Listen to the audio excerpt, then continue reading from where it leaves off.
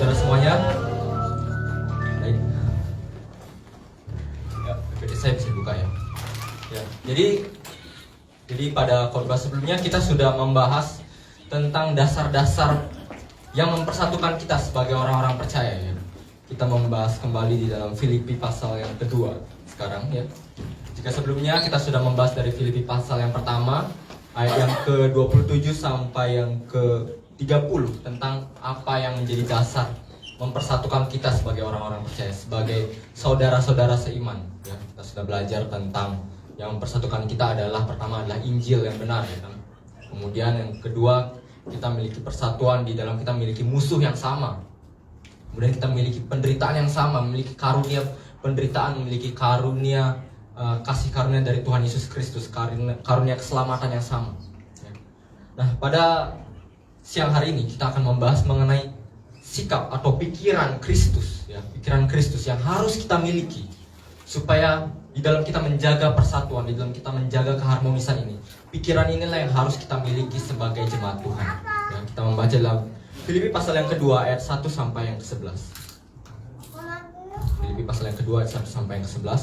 Saya akan bacakan untuk kita semua. Jadi karena dalam Kristus ada nasihat, ada penghiburan kasih, ada persekutuan roh, ada kasih mesra dan belas kasihan. Karena itu sempurnakanlah sukacitaku dengan ini. Hendaklah kamu sehati sepikir, dalam satu kasih, satu jiwa, satu tujuan, dengan tidak mencari kepentingan sendiri atau puji-pujian yang sia-sia. Sebaliknya, hendaklah dengan rendah hati yang seorang menganggap yang lain lebih utama daripada dirinya sendiri. Dan janganlah tiap-tiap orang hanya memperhatikan kepentingannya sendiri, tetapi kepentingan orang lain juga. Hendaklah kamu dalam hidupmu bersama menaruh pikiran dan perasaan yang terdapat juga dalam Kristus Yesus, yang walaupun dalam rupa Allah tidak menganggap kesetaraan dengan Allah itu sebagai milik yang harus dipertahankan, melainkan telah mengosongkan dirinya sendiri dan mengambil rupa seorang hamba dan menjadi sama dengan manusia. Dan dalam keadaannya sebagai manusia, ia telah merendahkan dirinya dan taat sampai mati, bahkan sampai mati di kayu salib. Itulah sebabnya Allah sangat meninggikan dia dan mengaruniakan kepadanya nama di atas segala nama, supaya di dalam nama Yesus bertekuk lutut segala yang ada di langit dan yang ada di atas bumi dan yang ada di bawah bumi, dan segala lidah mengaku Yesus Kristus adalah Tuhan, bagi kemuliaan Allah Bapa. Nah, jadi kita sudah mempelajari, membahas dasar-dasar yang mempersatukan seperti yang tadi saya bilang. Ada Injil yang sama, ada musuh yang sama, ada karunia yang sama kita miliki sebagai orang-orang percaya. Nah, setelah itu kita juga harus memahami bahwa di dalam persatuan ini kita harus memiliki pikiran yang sama, sehati, sejiwa, sepikiran seperti yang tadi dikatakan oleh Paulus. Pikiran inilah yang akan kita telusuri, yang akan kita pelajari. Sebab di ayat-ayat ini Paulus ingin mengajarkan kepada kita kunci untuk mengasihi satu dengan yang lain, yakni dengan cara melayani satu dengan yang lain. Sekalipun sama kita mungkin memiliki kekurangan, kesalahan, atau bahkan pernah menyakiti kita, kuncinya adalah dengan kerendahan hati. Kerendahan hati inilah yang akan kita perdalam, yang akan kita pelajari. Dan kerendahan hati inilah yang wajib kita terapkan dalam kehidupan kita sebagai umat Tuhan, sebagai orang-orang percaya. Nah, yang pertama kita melihat ada satu pikiran. Pikirkan seorang akan yang lain, ya, 1 sampai yang ke-4 ya. Nah, sebentar, biar saya agak sedikit leluasa. Nah tadi Paulus mengingatkan di ayat yang pertama tentang fondasi ya, dasar yang utama dalam iman Kristen, yaitu Injil Kristus. Nah Injil ini, ketika kita mempercayai kepada Injil Kristus, kita diselamatkan. Tapi bukan saja kita diselamatkan Bapak Ibu Saudara, tapi kita juga mendapatkan manfaat-manfaat yang lain. Manfaat-manfaat selain kita diselamatkan, kita membaca yang pertama ada nasihat ya. Ada nasihat, di situ dikatakan di ayat yang pertama. Jadi karena di dalam Kristus ada nasihat. Nasihat ini Bapak Ibu Saudara bisa juga diterjemahkan sebagai kekuatan ya. Kita dikuatkan di dalam Kristus. Ketika kita percaya kepada Tuhan Yesus Kristus, kita mendapatkan nasihat, kita mendapatkan hikmat, kita mendapatkan kekuatan ketika kita sedang menghadapi masalah, menghadapi suatu pergumulan ya kan? Mungkin kita sedang menghadapi masalah yang sulit, masalah yang rumit, entah itu antara satu dengan yang lain atau dengan masalah di dalam keluarga kita atau hal-hal yang lain. Kemudian kita membaca firman Tuhan, kita mendengarkan firman Tuhan, Roh Kudus menginsafkan kita, menerangkan pikiran kita, kemudian kita mendapatkan nasihat dari firman Tuhan yang kita baca, mendapatkan kekuatan, mendapatkan teguran dari firman Tuhan yang kita baca. Ya. Dari situlah kita melihat bahwa dalam hubungan kita dengan Kristus kita mendapatkan nasihat, kita mendapatkan hikmat, kita mendapatkan kekuatan. Kemudian ada penghiburan kasih. Ada penghiburan kasih dalam Kristus. Karena kasih Kristus ini yang senantiasa menghiburkan kita di saat kita lemah, di saat kita tidak berdaya, kita tidak mampu. Ketika kita menghadapi masalah, menghadapi pergumulan, ketika kita sedang down, kita mengingat kasih Kristus, kasih yang menghibur hati kita, kasih yang menguatkan hati kita. Ketika tidak ada seorang pun yang memahami masalah kita, tidak ada seorang pun yang mengerti isi hati kita, saat itulah kita percaya bahwa Tuhan Yesus Kristus pasti yang paling memahami, paling mengerti diri kita. Lewat kasih-Nya lah kita dihiburkan. Kemudian ada persekutuan roh di dalam Kristus. Kita diberikan roh yang sama, Roh Kudus. Kita semua memiliki Roh Kudus di sini. Lewat Roh Kudus lah kita bisa menjalin hubungan, kita bisa memanggil satu sama lain sebagai saudara seiman. Karena kita memiliki satu roh yang sama. Kemudian ada kasih mesra dan belas kasihan. Ya, kasih mesra dan belas kasihan ini satu hal yang sama yang kita rasakan mengalir dari Tuhan Yesus Kristus setiap kali di dalam kehidupan kita. Inilah keempat manfaat ya, sudah saya tuliskan di situ, yang kita dapatkan ketika kita percaya pada Tuhan Yesus Kristus. Nah, selanjutnya Paulus ingin supaya kalau kita sudah merasakan manfaat-manfaat ini, Paulus mengatakan supaya kita itu melengkapi sukacitanya. Ya, di ayat yang ke-2, sempurnakanlah sukacitaku dalam hal ini. Kalau kita sudah menerima manfaat-manfaat ini, sempurnakanlah sukacita kita di dalam segala manfaat ini. Ya, kalau kita membaca. Nah, Paulus ingin supaya kita bersatu. Ya. Sukacita seorang hamba Tuhan itu dipenuhi ketika melihat jemaatnya bersatu ya, ketika melihat jemaatnya harmonis satu dengan yang lain, ada damai sejahtera antara satu dengan yang lain, tidak ada masalah, tidak ada pertengkaran mungkin yang sampai membuat hubungan kita menjadi rusak. Yaitu sukacita seorang hamba Tuhan seperti yang Paulus rasakan di sini. Dia itu akan bersukacita ketika melihat jemaat Filipi ini ada dalam kondisi damai sejahtera, ya, dalam kondisi harmonis. Ya, sama seperti orang tua misalnya, mungkin saya belum jadi orang tua ya, tapi mungkin saya bisa tahu lah dari Bapak Ibu Saudara yang sudah merasakan. Kalau melihat contohnya anak-anak Bapak Ibu Saudara bertengkar satu dengan yang lain, bikin ribut rumah juga kan gak enak gitu kan. Ya, pasti pengennya supaya kondisi rumah itu tenang-tenang aja, damai ya kan. Kalau melihat kondisi rumah penuh dengan pertengkaran, rasanya kayak gak pengen di rumah gitu, pengen keluar aja dari rumah, pengen pergi kemana gitu. Nah seperti itulah seorang hamba Tuhan ya, seorang gembala contohnya mungkin Budiana merasakan kalau kita ada keharmonisan, kalau ada persatuan di antara kita sebagai suatu jemaat, kita membuat sukacita, menyempurnakan sukacita seorang hamba Tuhan ya. Nah selanjutnya cara kita untuk mencapai persatuan inilah dengan kita memiliki satu pikiran. Memiliki satu pikiran. Kalau kita sudah memiliki satu pikiran Bapak Ibu Saudara, maka sehati, sejiwa itu akan mengikuti. Bagaimana caranya kita bisa satu pikiran ini? Inilah yang akan dibahas selanjutnya.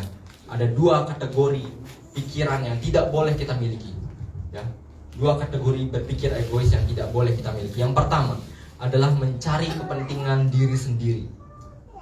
Ya, di ayat yang ke-3, dengan tidak mencari kepentingan diri sendiri. Mencari kepentingan diri sendiri di sini Bapak Ibu Saudara merujuk kepada suatu perseteruan, suatu ambisi pribadi. Ya.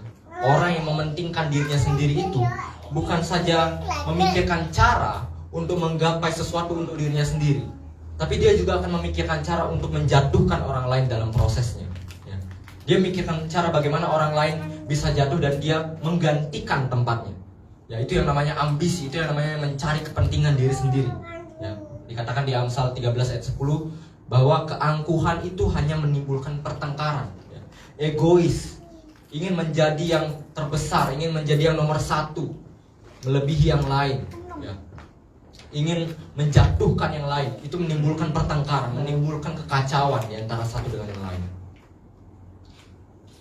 Bapak Ibu Saudara, menjadi lebih baik itu tidak masalah ya.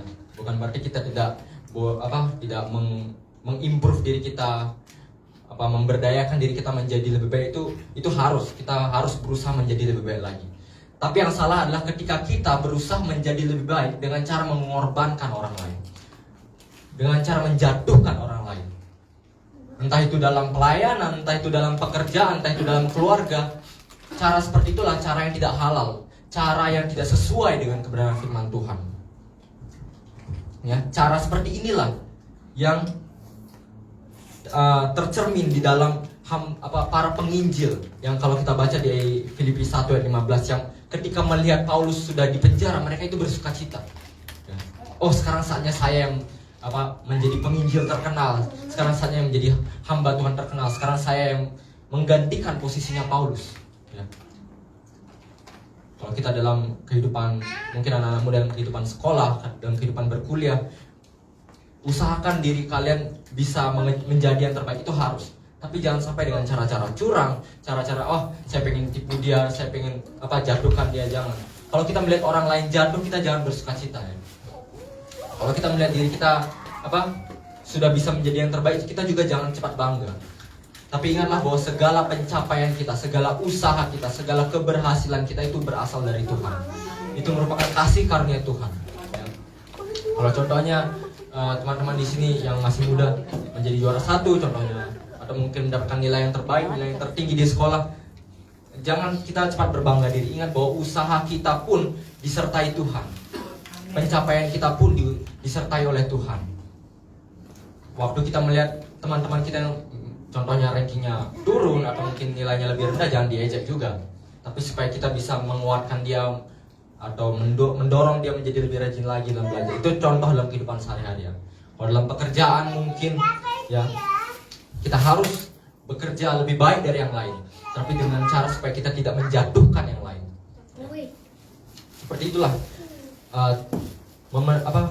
pikiran yang mementingkan diri sendiri yang harus kita hindari, yang egois, yang ingin orang lain jatuh, itu yang harus kita hindari. Kemudian pikiran yang kedua yang harus kita hindari adalah mencari pujian yang sia-sia. Ya, mencari pujian yang sia-sia, mencari pujian yang sia-sia, itu yang harus kita hindari. Ya. Itu sudah jelas sekali. Nah, contohnya kita dapat lihat di dalam kehidupan orang-orang Farisi, orang-orang Saduki, para ahli Taurat di dalam Perjanjian Baru yang kita baca contohnya. Tuhan Yesus mengatakan mereka itu berdoa di pinggir jalan. Mereka itu ketika memberi sedekah, mereka meniup trompet supaya orang lain tahu kalau dia sedang memberikan sedekah. Ini yang namanya mencari pujian yang sia-sia. Oleh sebab itu Tuhan Yesus katakan mereka itu sudah mendapat upahnya mereka sendiri. Yaitu apa? Pujian yang sia-sia tersebut, pujian dari orang lain, pujian dari khalayak ramai, mereka sudah dapat itu. Tapi mereka tidak akan mendapatkan pujian dari Tuhan. Ya. Oleh sebab itu, pengorbanan, kebaikan atau amal yang kita lakukan, entah itu bagi seseorang atau bagi orang banyak, tidak perlu kita umbar-umbar, tidak perlu diketahui oleh orang lain. Tuhan Yesus mendorong kita untuk tidak melakukannya di depan orang banyak ataupun menceritakannya. Kalau kita memberi dengan tangan kanan, tangan kiri jangan sampai tahu, kata Tuhan Yesus. Cukup kita dan Tuhan yang tahu soal apa yang kita melakukan, apa yang kita perbuat, apa yang kita berikan. Dan kita akan menerima upahnya bukan dengan pujian manusia, tapi pujian dari Allah Bapa kita di sorga. Jadi ini dua pikiran yang harus kita hindari. Mencari kepentingan diri sendiri dan juga mencari pujian yang sia-sia. Dalam kehidupan kita sebagai jemaat Tuhan, jangan sampai kita mencoba untuk menjatuhkan orang lain. Jangan sampai kita, kalau kita dalam hal kita ingin maju dalam pelayanan, jangan untuk mencari pujian untuk diri kita sendiri. Ataupun dalam pekerjaan, jangan sampai supaya orang lain melihat atau orang lain memuji pekerjaan kita. Ya kan? Tapi bukan berarti kita menolak pujian sama sekali, bukan. Tapi dalam hal memberi, maksud saya ya, memberi amal atau kebaikan, jangan sampai orang lain tahu. Biar Tuhan yang membalas segala kebaikan kita. Nah, selanjutnya pikiran yang harus kita miliki adalah menganggap yang lain lebih utama. Ini yang pertama. Dua cara berpikir yang patut kita miliki adalah menganggap yang lain lebih utama.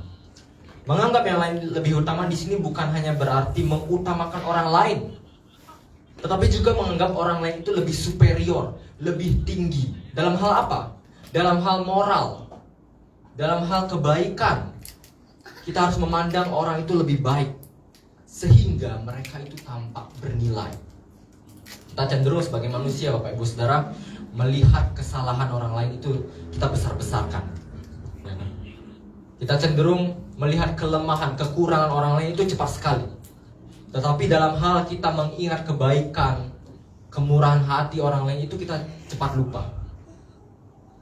Nah, di sini Paulus mengajarkan kepada kita supaya kita itu jangan sampai kita itu membesar-besarkan kekurangan orang lain, membesar-besarkan kesalahan orang lain, sampai-sampai menutupi mata kita daripada melihat kebaikannya, kemurahan hati yang dia miliki, atau teladan yang patut kita ikuti dari pribadi tersebut.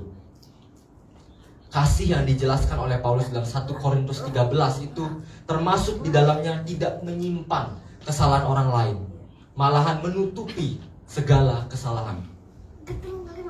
Mengutip dari Santo Basil Agung, Santo Basil Agung mengatakan, jika kamu melihat sesamamu dalam dosa, jangan hanya melihat dosanya saja, tapi pikirkan tentang hal baik yang telah dilakukannya, dan lakukanlah kepada semua orang, tanpa menghakimi hanya sebagian orang saja. Kamu akan menemukan bahwa dia justru lebih baik daripada dirimu. Kalau kita menemukan saudara-saudara seiman kita, ya, yang berdosa atau dia mengaku dosa kepada kita, ya, jangan kita umbar-umbar kesalahannya kepada publik. Jangan kita ceritakan kesalahannya atau kita jadikan bahan gosip. Tapi pada saat itu juga kita tegur dia dengan kasih. Kita tegur secara empat mata. Tuhan Yesus mengajarkan kepada kita, kalau saudaramu berbuat salah, tegurlah secara empat mata. Tapi kalau dia masih belum mau bertobat, panggil 2-3 orang saksi. Tegur dia di depan 2-3 orang saksi. Kalau masih belum mau bertobat lagi, baru kita bahas di depan jemaat. Seperti itu aturan gereja yang Tuhan tetapkan. Kalau kita melihat saudara kita berbuat dosa, tegur. Dan kalau dia mau bertobat, kita ampuni, kita tutupi kesalahannya. Seperti itulah cara hidup kita sebagai jemaat Tuhan. Dan bukan hanya itu saja, kita juga harus belajar melihat teladan-teladan baik yang bisa kita ikuti dari pribadi orang tersebut. Jangan hanya kita melihat kesalahannya, kekurangannya saja. Kita belajar melihat apa yang bisa saya teladani, apa yang bisa saya contoh dari pribadi ini. Jadi kita masih bisa belajar, Bapak Ibu Saudara, meneladani sesuatu dari bahkan orang-orang yang tidak kita bayangkan. Kita bisa melihat ada teladan baik dalam diri. Ya. Benar, kita semua adalah orang berdosa, tapi pasti ada sesuatu hal dalam diri kita yang kita bisa tunjukkan, yang kita bisa contohkan kepada orang lain. Yang kedua, kita harus memperhatikan kepentingan orang lain. Paulus mengajak kita untuk memanusiakan manusia, melihat orang lain sebagai pribadi yang memiliki kebutuhan, punya perasaan, punya cara berpikir masing-masing yang harus kita perhatikan, yang harus kita hargai, yang harus kita pedulikan, Bapak Ibu Saudara. Berbanding terbalik dengan cara berpikir yang tadi, ya, mementingkan diri sendiri. Sekarang kita harus mementingkan orang lain, melihat bahwa ternyata orang ini punya kebutuhannya, punya background sendiri, punya cerita tersendiri yang kita mungkin tidak tahu, yang dia mungkin tidak mau ceritakan kepada kita. Di saat itulah kita harus belajar untuk memahami, untuk mengerti, memohon pertolongan Tuhan supaya kita bisa memahami orang tersebut, apa yang menjadi masalahnya, apa yang menjadi backstory-nya, apa yang menjadi latar belakang kehidupannya. Supaya apa? Supaya kita bisa mengasihi dia dengan lebih baik lagi, supaya kita bisa mendahului kepentingannya dengan lebih baik lagi. Ada salah satu kartun barat, ya, komik barat, Bapak Ibu Saudara, berjudul Garfield kucing orange itu, ya. Dalam salah satu komik stripnya itu mengatakan dia sedang berbincang-bincang dengan anjing peliharaan yang sama-sama dengan tuannya itu. Dia cerita-cerita, kemudian dia capek berbicara, dia bilang, aku udah capek berbicara nih, aku sudah capek cerita tentang diriku, sekarang kamu yang cerita tentang diriku. Ya kan, itu yang namanya egois gitu. Kadang kita begitu juga kan, kita yang banyak cerita, kita yang pengen didengar, tapi kita tidak mau mendengar orang lain cerita gitu. Kita memalingkan muka kita atau kita lihat HP gitu kan. Kita tak mau memperhatikan cerita hidup orang, kita lupakan, kita abaikan begitu saja. Tapi di sini Paulus ingin mengajarkan pada kita, jangan kita mementingkan diri kita sendiri, pentingkan juga orang lain, perhatikan juga orang lain, perhatikan ceritanya, perhatikan hidupnya, perhatikan kebutuhannya, apa yang membuat dia seperti itu. Kemudian kita belajar untuk mengasihi dia dengan lebih baik lagi. Nah, di poin yang kedua, Bapak Ibu Saudara, kalau kita sedang belajar satu pikiran, yakni dengan memikirkan seorang akan yang lain. Sekarang kita memiliki pikiran Kristus.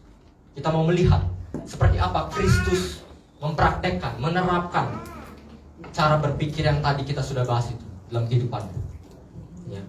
Di dalam ayat yang kelima dikatakan, hendaklah dalam hidupmu bersama menaruh pikiran dan perasaan yang terdapat juga dalam Kristus Yesus. Ya. Kalau saya terjemahkan lebih baik di sini dikatakan, pikirkanlah ini yang tadi saya sudah bahas tadi di tengah-tengah kamu. Pikiran ini yang ada juga di dalam Kristus Yesus. Jadi memikirkan orang lain, ya, memikirkan orang lain, mendahulukan orang lain, menganggap dia lebih utama, itu pikiran Kristus. Amin. Dan sekarang kita mau melihat bagaimana Kristus menerapkannya di dalam inkarnasinya, di dalam kehidupannya, di dalam kematiannya, dan kemudian di dalam kemuliaannya. Ya. Yang pertama-tama, ada fakta unik yang ingin saya bahas di sini. Ya, Filipi 2 ayat 5 sampai 11 ini merupakan himne kuno, ya, lagu kuno milik gereja pada zaman tersebut, gereja mula-mula, ya, dengan judul Carmen Christi. Jadi Paulus lewat lagu ini dia ingin menarik pelajaran dari lagu yang biasa dinyanyikan jemaat ini, memberikan poin-poin penting, mengajarkan jemaat lewat lagu ini. Ya. Nah, disinilah kita mau melihat next. Oke, mungkin agak blank ya. Kita mau melihat bagaimana Kristus menerapkan pemikiran yang saya tadi sudah bahas itu dalam inkarnasinya, dalam kematiannya, dan di dalam kemuliaan. Yang pertama di dalam inkarnasinya. Kita melihat dalam inkarnasi Kristus, dalam penjelmaannya sebagai manusia itu. Ya. Kita baca di dalam ayat yang ke-5 tadi, yang dalam ayat yang ke-6. Yang walaupun di dalam rupa Allah, tidak menganggap kesetaraan dengan Allah itu sebagai milik yang harus dipertahankan. Ya. Nah, Bapak Ibu Saudara, kata rupa di dalam ayat 6 ini menggunakan kata morfe, ya, morfe. Dari kata morfe ini kita dapat kata metamorfosis, ya, berubah wujud atau berubah rupa. Nah, kata morfe ini Bapak Ibu Saudara memiliki makna, yakni penampakan luar dari kenyataan atau hakikat di dalamnya. Itu morfe. Ya, ini morfe. Penampakan luar dari kenyataan atau hakikat yang di dalamnya. Jadi kata ini merujuk kepada kemuliaan Kristus yang tadi dikatakan, dalam rupa Allah, Kristus dalam rupa Allah. Kemuliaan Kristus yang ia miliki, yang ia pancarkan sebelum ia menjelma menjadi manusia. Kemuliaan ini mencerminkan sebenarnya dia itu apa sejatinya dia itu, yakni dia adalah Allah. Kalau kita membaca dalam Yohanes 1 ayat 18 dan juga Yohanes 12 ayat 41, di situ Yohanes mengutip ayat-ayat dan juga membahas bagaimana Yesus Kristus ini sudah ada sejak sebelum segala sesuatu bersama-sama dengan Allah Bapa. Dia sudah memiliki kemuliaan yang sama dengan Allah, senantiasa bersama-sama dengan Allah Bapa, memiliki kemuliaan yang sama dengan Dia. Ya. Dan oleh sebab itu dikatakan kemuliaan inilah yang memancarkan sesungguhnya Dia adalah Allah. Nah, selanjutnya perhatikan bahwa dalam kemuliaannya ini, dalam rupanya ini sebagai Allah, Kristus tidak menganggap sebagai sesuatu yang harus dipertahankan. Rupanya sebagai Allah, statusnya sebagai Allah tidak dianggap sebagai sesuatu yang harus dipertahankan.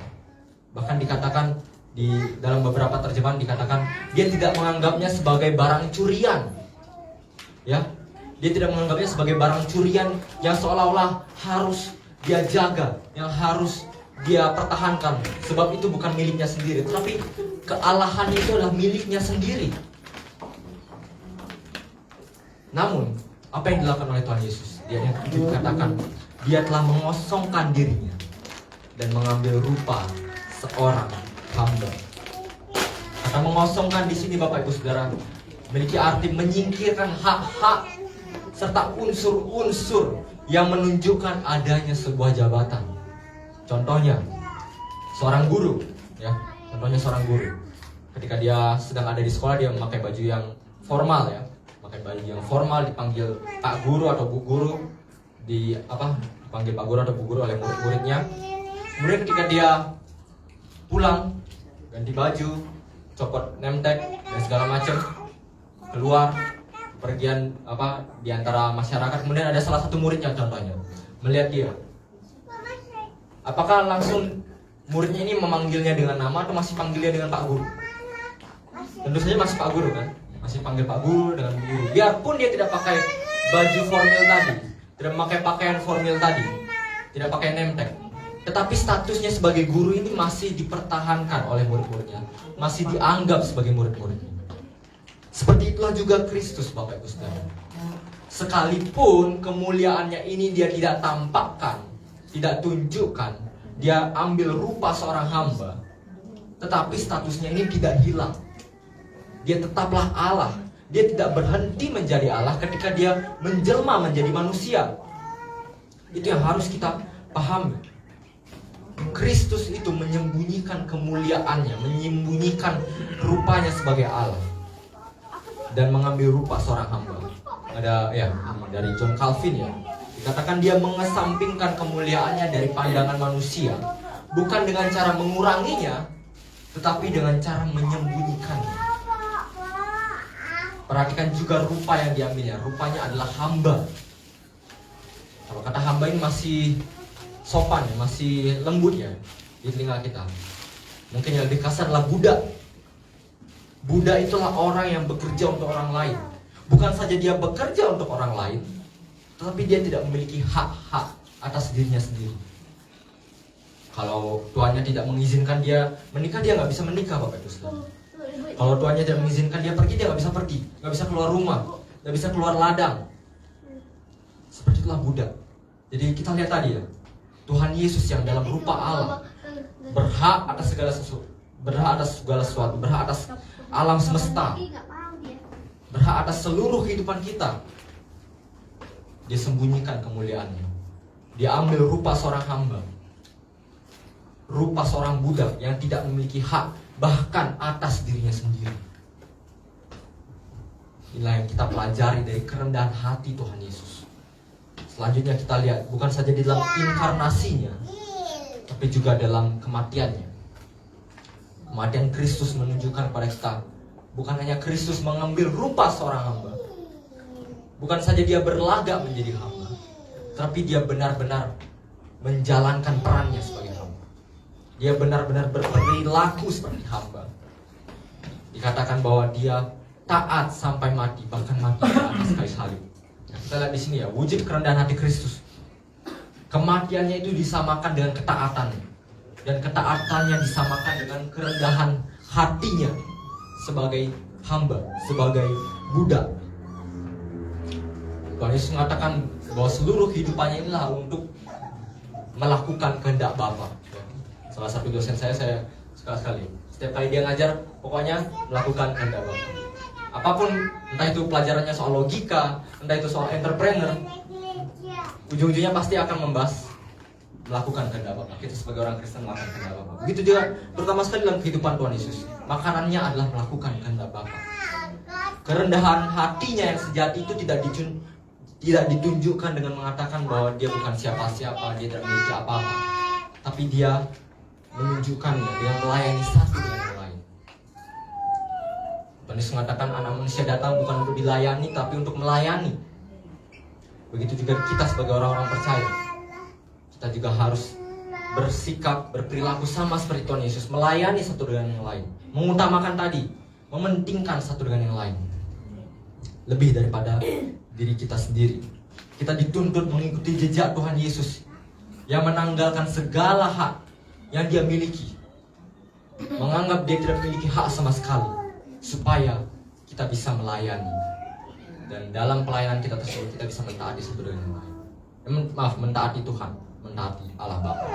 Ya. Kalau kita perhatikan Bapak Ibu Saudara, kita cenderung takut kehilangan hak-hak kita ya. Takut diinjak-injak, takut dianggap remeh. Tapi di sini Tuhan Yesus mencontohkan kepada kita, dia tidak takut direndahkan, dia tidak takut diinjak-injak. Dia yang adalah Allah ini tidak takut dianggap remeh. Dia malah justru memberi dirinya diinjak-injak, dilecehkan, diremukkan demi kita semua, demi boleh melayani kita, demi boleh mentaati Allah Bapa. Dia tidak menganggap haknya sebagai sesuatu yang harus dipertahankan. Begitu juga kita, entah itu kita sebagai orang tua, sebagai anak, entah itu kita sebagai karyawan, dalam pekerjaan kita sehari-hari sebagai hamba Tuhan. Mungkin kita merasa kita punya hak, ya kan? Contohnya dalam kehidupan kita sebagai anak, karena sebagai anak adalah sesuatu yang paling relate bagi saya, paling kena bagi saya. Kita sebagai anak, kita merasa keinginan kita harus dipenuhi ini dan itu, ya kan? Orang tua harus menghidupi saya, memelihara kehidupan saya. Tapi waktu kita disuruh mencuci piring, kita langsung bilang kita broken home. Itu kan agak aneh juga kan? Tuhan Yesus ingin menunjukkan pada kita, kalau kita sudah menjadi kita sebagai anak contohnya, kita memang punya hak, tapi kita juga harus melayani orang tua kita. Entah itu kita disuruh apapun ya, kecuali yang buruk ya, yang jahat jangan. Menjadi pelayan Tuhan, kita melayani sebenarnya, melayani bos kita, melayani atasan kita contohnya. Seperti itulah cara kita melayani, menganggap kita tidak memiliki hak sama sekali. Supaya apa? Supaya kita bisa melayani yang lain, mentaati Tuhan. Jangan kita pentingkan dulu hak-hak kita, tapi pentingkan dulu apa yang orang lain inginkan daripada kita, supaya kita bisa taat pada Tuhan. Kemudian kita lihat cara Yesus mati. Yesus dikatakan mati di atas kayu salib. Mengapa ini penting? Karena kematian di atas kayu salib, Bapak Ibu Saudara, merupakan kematian yang sangat keji pada zaman itu ya. Next. Ya ini, apa kata mereka soal salib? Bagi orang Yahudi, salib itu merupakan kutukan. Karena di dalam hukum Taurat mereka dikatakan terkutuklah orang yang digantung di atas pohon. Yang dihukum mati itu digantung di atas pohon. Kemudian bagi orang Yunani, bagi orang Romawi, salib itu merupakan sesuatu yang hina, penghinaan terbesar, hukuman yang hina. Bahkan dikatakan mengucapkan kata salib itu sebagai sesuatu yang tabu pada zaman itu. Oleh sebab itu, bukan saja Tuhan Yesus rela menjadi budak, berperilaku sebagai budak, mati sebagai budak, tapi dia juga mati dalam kematian yang paling hina pada zamannya. Dia mati di atas kayu salib, yang merupakan kematian yang paling hina. Seperti itulah kehidupan Tuhan Yesus, kematian Tuhan Yesus. Oleh sebab itu saya katakan sekali lagi, jangan kita pentingkan hak-hak kita, entah itu sebagai orang tua, anak, pekerja, bos mungkin atau atasan, ya kan. Yang kita pentingkan pertama adalah supaya kita bisa melayani satu dengan yang lain. Sama seperti Tuhan Yesus, kejar kehidupan pelayanan yang Tuhan Yesus tunjukkan pada kita. Entah itu kita sebagai siswa contohnya, layani sesama kita sebagai murid-murid yang lain, atau mahasiswa yang lain, layani dosen-dosen kita. Entah itu dengan cara kita belajar, dengan cara kita membantu teman-teman kita yang kesulitan dalam pelajaran. Itu cara kita melayani secara nyata. Sebagai orang tua bekerja untuk anak-anak kita, melayani mereka. Anak mentaati orang tua, melayani mereka. Bekerja melayani atasan melayani bawahan. Tanpa memikirkan hak-hak terlebih dahulu, tapi memikirkan orang lain, mementingkan orang lain di atas kepentingan diri sendiri. Yang terakhir kita perhatikan kemuliaan Kristus. Ketaatannya, kerendahan hatinya, kematiannya, akhirnya menuntunnya kepada kemuliaan. Dikatakan bahwa Allah mengaruniakan kepadanya nama di atas segala nama. Kita cenderung berpikir, Bapak Ibu Saudara, bahwa nama di atas segala nama yang dimaksud di ayat ini adalah Yesus. Tapi Bapak Ibu Saudara, kalau kita perhatikan, Yesus adalah nama yang sudah Yesus miliki sepanjang hidupnya. Jadi apa sebenarnya nama di atas segala nama ini? Ya, coba kita baca tadi. Itulah sebabnya Allah sangat meninggikan dia dan mengaruniakan kepadanya nama di atas segala nama, supaya dalam nama Yesus bertekuk lutut segala yang ada di langit dan yang ada di atas bumi dan yang ada di bawah bumi, dan segala lidah mengaku Yesus Kristus adalah Tuhan. Bapak Ibu Saudara, ayat ini dikutip oleh Paulus di dalam Yesaya 45 ayat 23. Yesaya 45 ayat 23, di situ dikatakan, demi aku sendiri, aku bersumpah dari mulutku telah keluar kebenaran, suatu firman yang tidak dapat ditarik kembali, dan semua orang akan bertekuk lutut di hadapanku dan akan bersumpah setia dalam segala bahasa. Coba tampilkan perbandingannya. Nah, kata aku sendiri di sini, aku itu adalah Yahweh, Tuhan. Kalau kita perhatikan di perjanjian lama ya Bapak Ibu Saudara, kata Tuhan itu kan di huruf besar semua ya. Bapak Ibu Saudara, itu sebenarnya nama Tuhan, nama Allah kita, yakni Yahweh ya. Kenapa diganti Tuhan? Karena bagi orang Israel, bagi orang Yahudi, nama Yahweh ini begitu sakral, begitu suci, sehingga mereka tidak mau menyebutkannya, bahkan menuliskannya, tapi mereka ganti jadi Adonai atau Kurios dalam bahasa Yunani. Kalau dalam bahasa Indonesia jadi Tuhan kapital semua ya.